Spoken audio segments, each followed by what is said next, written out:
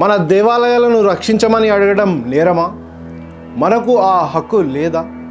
హైదరాబాద్ బంజారా హిల్స్లో ఓ పురాతన అమ్మవారి ఆలయం అర్ధరాత్రి నగరం నిద్రపోతున్న సమయంలో బుల్డోజర్లు వచ్చి కూల్చేస్తారు.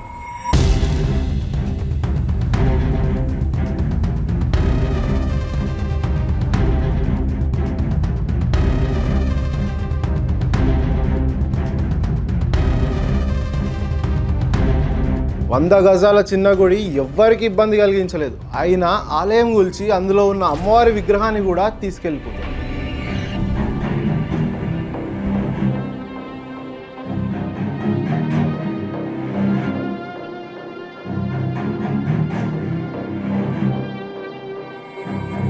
ప్రజలు ఆపడానికి ప్రయత్నిస్తే వారిని కూడా అరెస్ట్ చేసి జైల్లో వేస్తారు.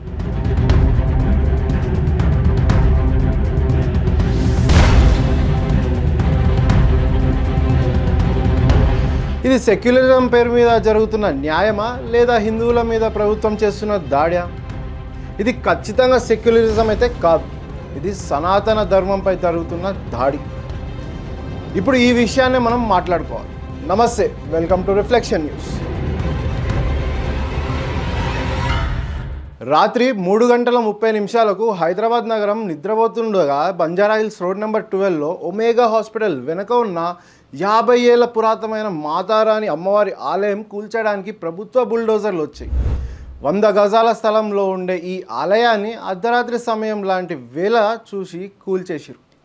బలవంతంగా అమ్మవారి విగ్రహాన్ని అక్కడి నుంచి తొలగించేసారు కూడా.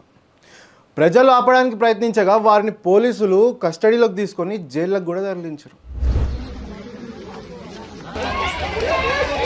ఎందుకట్లా స్వామి?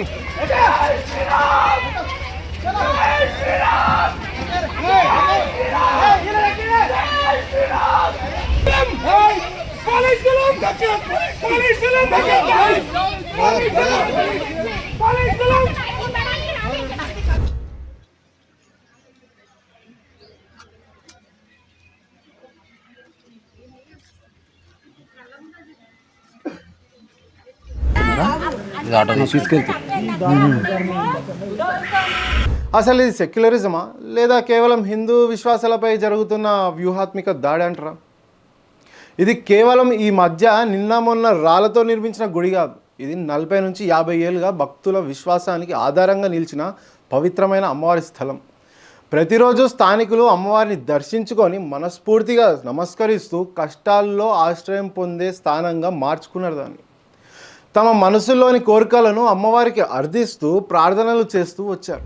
అయితే జూలై 24 అర్ధరాత్రి 3:30 పోలీసులు అధికారులు బుల్డోజర్లను తీసుకొని వచ్చారు.